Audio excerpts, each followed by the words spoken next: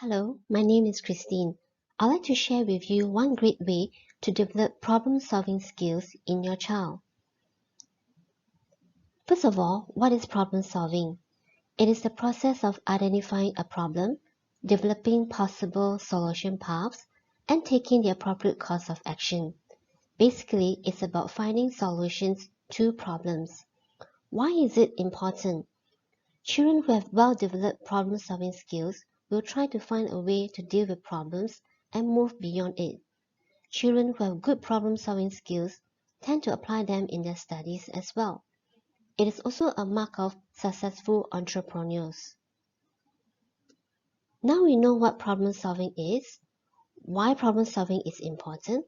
The third question is how to develop problem-solving skills in your child. One great way to develop his or her problem-solving skills is through programming or coding. My son started learning programming at the age of 9. Through programming, he has developed various skills and become more innovative.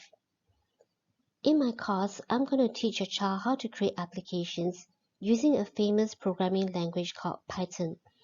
There is a total of 10 lessons in this course to enable your child to design and develop various applications. Through the development of these applications, your child will develop problem-solving skills, logical thinking, and creativity. Get your child started on their programming journey by enrolling in this course.